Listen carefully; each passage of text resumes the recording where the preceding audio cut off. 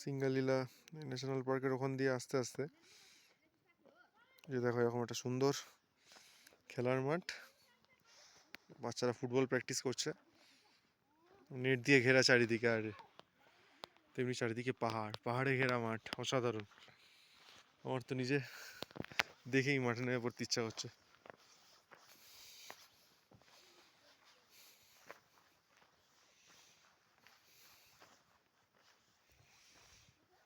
অসাধারণ জাস্ট, চারিদিকে একটা গ্যালারি থাকলে আরো জমে যেত।